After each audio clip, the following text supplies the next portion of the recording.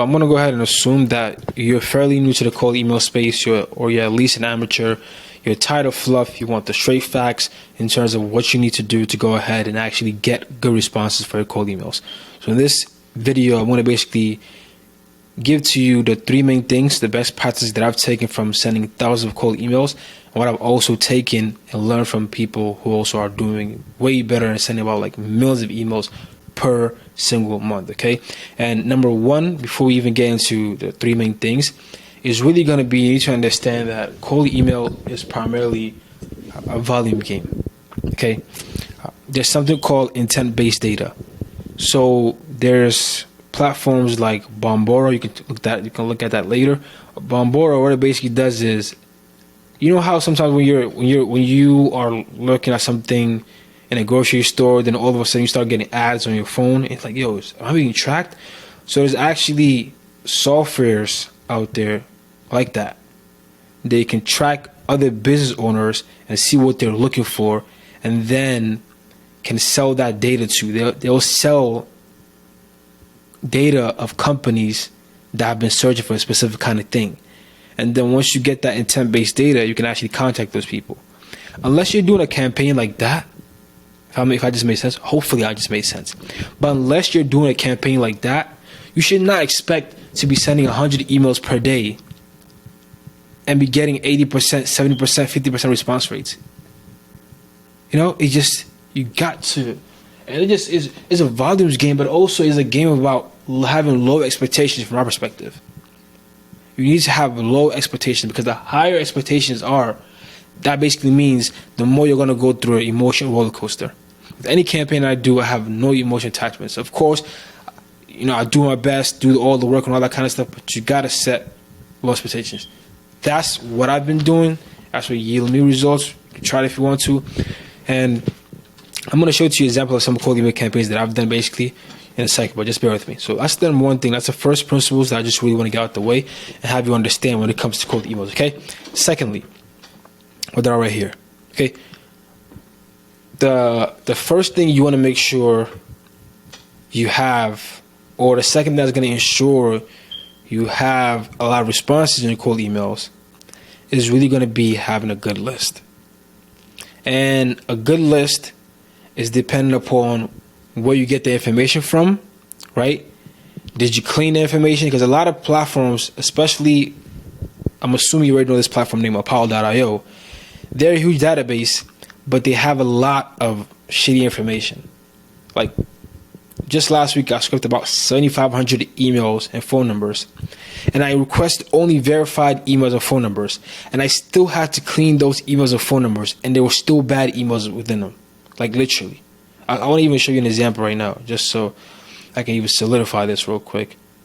So let's go. Let's just log in real quick. Hopefully they don't ask me for, I didn't want them to ask me for this BS.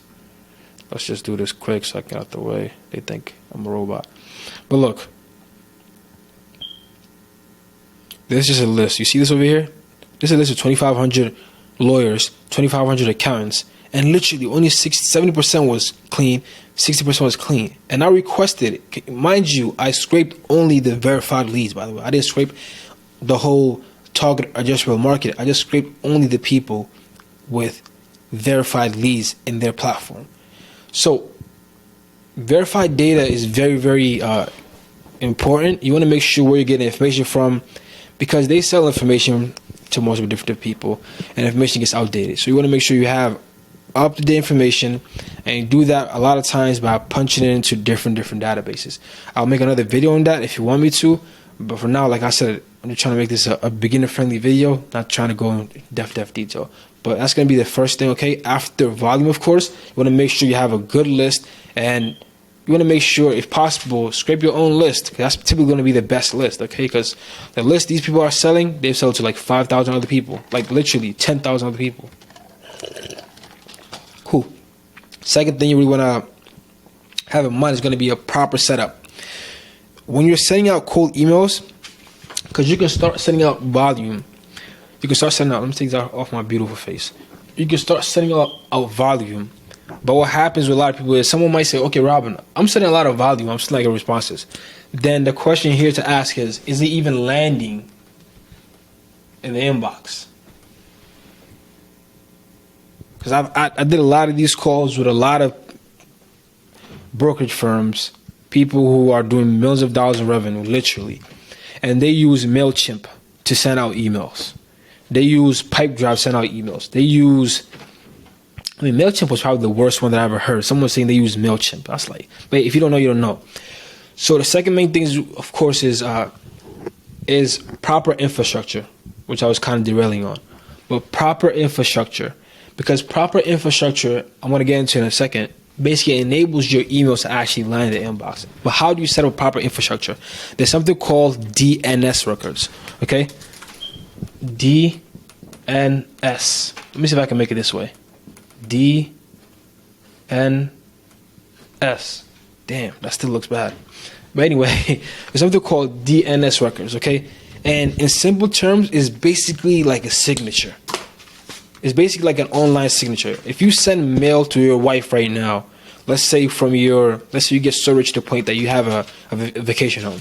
If you sent mail from your vacation home to your wife at your actual home, that's in New York, for example, and you sent a mail to her saying, hey, you want her to go ahead and wire you $10 million, okay? And she gets the mail, but she can't know, or she can't authorize it yet, mainly because the signature on that request or on that mail doesn't match yours. So she won't do it. Or for example, that's even a bad example. If you go to the bank, for example, you're trying to cash a check, okay? And the signature that you put on that check, let's say hypothetically, doesn't match the past signatures you've written, they might not cash that check for you. Let's give you an example. And why? Because the signature doesn't match, right? It doesn't match what the institution or the individual is used to seeing. So same thing with DNS records. If you're sending emails, okay, from multiple different inboxes or just one inbox, right, hypothetically, if you're sending emails from one inbox or multiple different inboxes, and you're sending it to different individuals, there's something called an ESP. Okay, you know what an ESP is? Email service provider. Okay, email service providers are basically Google, Outlook. I'm not going to waste my time on all that, but Google, Outlook, and all those other individuals, other institutions, they're basically email service providers. And these email service providers, to ensure that you're not a spammer/scammer, they need you to have an online signature embedded or within your emails that states or signifies to them, the server, that is actually coming from you. Because this is how it works. Here's you over here. My apologies. Here's you over here. This is you, host. Hypothetically, you're a host, right? You're sending emails, and it has to go through the ESP. Okay? It has to go through the ESP, and that's Google, Outlook, so all these bullshit people over here, right? Before, it has to go through these ESPs before it can actually go to John Doe. Is that making sense? Damn, my handwriting is so beautiful. Anyway, so it has to go from you through the ESP to John Doe. And in order for the ESPs to send and let that email go through to John Doe, they need to verify that this mail is coming from you. Which is why I gave that crazy analogy previously, talking about sending mail to your wife requesting for $10 million. Okay? They need to verify it's you.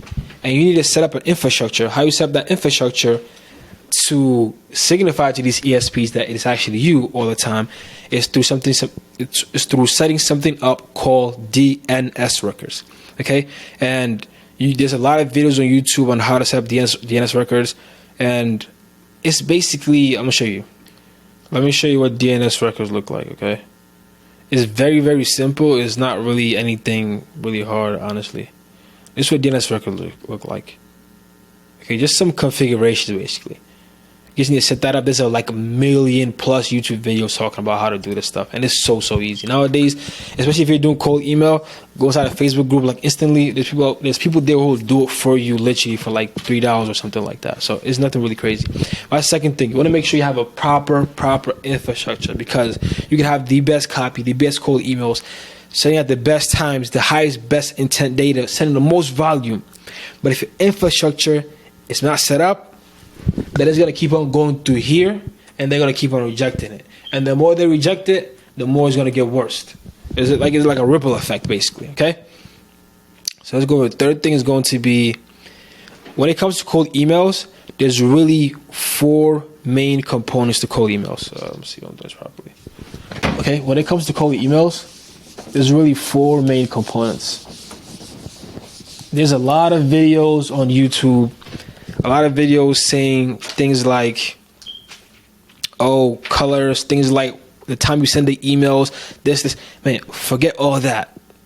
A lot of times, there's always that 20% that moves the 80%. And that 20% is what you need to find out and you need to rigorously focus on.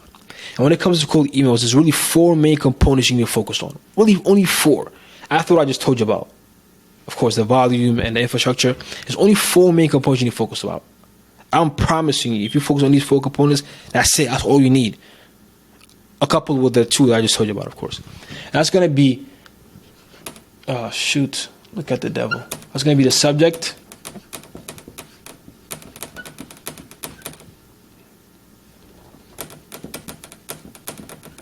That's going to be the subject line. That's going to be the first one. Okay. First liner. And I'll explain the science to you in a second. Okay. Angle. And of course, as any brilliant marketer should know, CTA. So when you send someone an email, the first 2 things they're going to see before they even choose to open that damn email, excuse my language, is going to be what? The subject line and the first line. If you don't believe me, like, pause this video right now and go inside of your email. Like, what's the first thing you see? Of course, you'll see the individual's profile picture, or like, their name, which is something that's a key point that I will also add that you should really focus on. Have an image on your emails, or have a GIF that actually is popping up. That grabs attention a lot and can have a higher open up rate. As a key tip right there. But besides that, though, subject line, first line. Like, pause this video and go look at your email right now on your phone. That's the first 2 things you're gonna see, even on your computer. And if these make sense, then the individual is gonna want to go ahead and open up the email. And depending on what you say, the angle here is going to be, of course, the offer. Depending on what you say, depending on what you offer inside the email, that's going to get them to go ahead and what? Follow your call to action, request more information, or want to schedule a call or whatnot. I just want to make this quick, short. And these are really the 3 main things that can increasingly and without doubt help you increase the amount of booked appointments you get from the cold emails, responses, and just entirely increase your deliverability and so much more. With that being said, this is Kevin. This is Robin, and I'll see you on the other side.